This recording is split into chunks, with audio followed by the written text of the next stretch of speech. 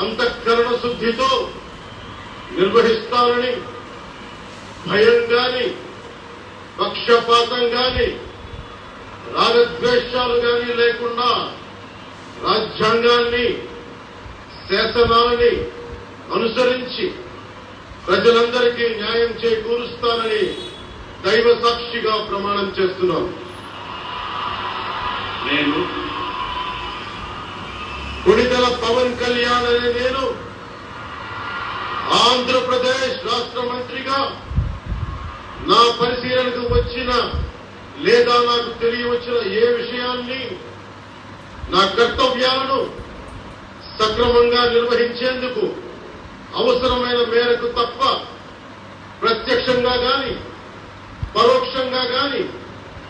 ఏ వ్యక్తికి లేదా వ్యక్తులకి తెలియపరచనని లేదా వెల్లడించనని